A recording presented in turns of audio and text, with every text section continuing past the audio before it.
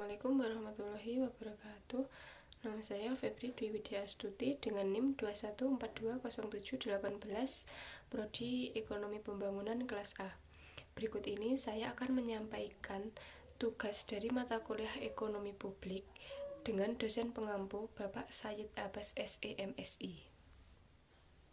Nomor 1. Apa yang dimaksud dengan ekonomi publik?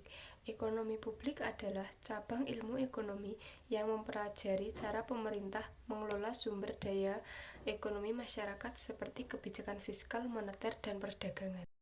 Nomor 2. Apa yang menjadi cakupan dalam ekonomi publik? Yang pertama, kebijakan fiskal dan moneter. Berikut ini meliputi kebijakan anggaran negara seperti pengelolaan, pengeluaran, dan penerimaan negara, serta kebijakan moneter seperti pengaturan suku bunga dan kontrol inflasi. Berikutnya, perpajakan, mempelajari sistem perpajakan, pengelolaan pajak, serta implikasi kebijakan perpajakan terhadap perekonomian. Yang ketiga, kesejahteraan masyarakat, mempelajari kebijakan dan program pemerintah yang ditujukan untuk meningkatkan kesejahteraan masyarakat seperti program bantuan sosial dan program kesehatan. Selanjutnya, kebijakan perdagangan, mempelajari kebijakan perdagangan internasional dan implikasinya terhadap perekonomian domestik. Dan yang terakhir, keuangan publik, mempelajari pengelolaan keuangan publik dan manajemen aset pemerintah serta pengelolaan utang negara. Nomor 3. Apa yang dimaksud dengan kegagalan pasar? Kegagalan pasar yaitu terjadi ketika pasar tidak mampu mengalokasikan sumber daya secara efisien dan tidak menghasilkan hasil yang diinginkan oleh masyarakat. Nomor 4. Menurut Anda, baiknya pemerintah terlibat dalam perekonomian langsung atau cukup diselesaikan pada mekanisme pasar? Menurut saya tidak memiliki pandangan atau opini pribadi. Namun, secara umum, baiknya pemerintah terlibat dalam ekonomi atau tidak tergantung pada situasi dan kondisi setiap negara atau wilayah. Dalam beberapa kasus, seperti pada negara-negara yang memiliki ekonomi yang belum terlalu berkembang atau dalam keadaan krisis ekonomi, pemerintah mungkin perlu terlibat secara langsung dalam mengendalikan dan memperbaiki situasi ekonomi. Pemerintah dapat memberikan stimulus ekonomi, mendorong investasi, membangun infrastruktur, dan memberikan bantuan sosial kepada masyarakat yang membutuhkan. Namun, dalam keadaan normal, pasar yang bekerja dengan mekanisme pasar yang sehat dan efisien dapat memberikan manfaat yang lebih besar bagi masyarakat. Pemerintah dapat memastikan pasar beroperasi secara adil dan transparan dengan memberikan regulasi yang tepat dan mengatasi monopoli dan praktik bisnis yang merugikan konsumen. Dalam ekonomi tanpa terlibat secara langsung dalam bisnis atau industri.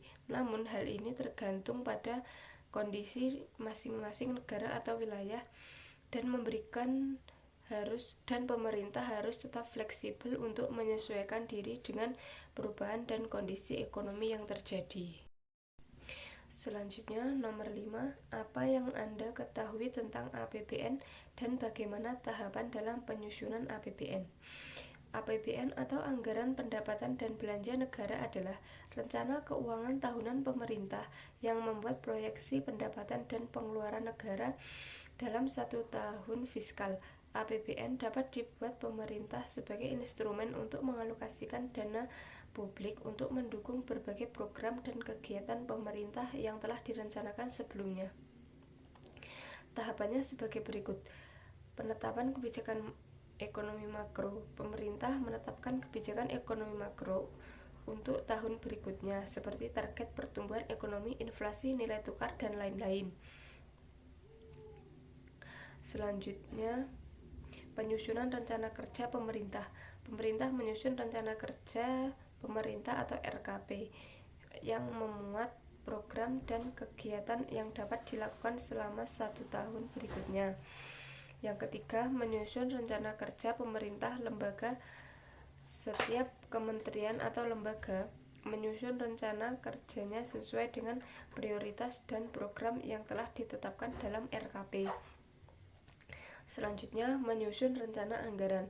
Setiap KL menyusun rencana anggarannya yang memuat proyeksi pendapatan dan pengeluarannya. Yang selanjutnya, menyusun rancangan anggaran pendapatan dan belanja negara.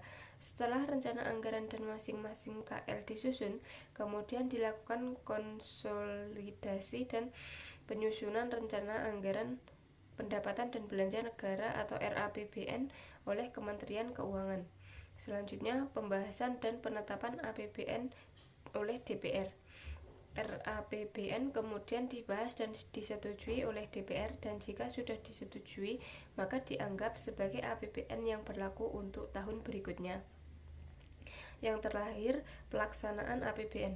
Setelah disahkan, APBN dilaksanakan selama tahun fiskal yang bersangkutan, dan evaluasi dilakukan untuk mengevaluasi kinerja keuangan negara selama tahun tersebut. Terima kasih. Wassalamualaikum warahmatullahi wabarakatuh.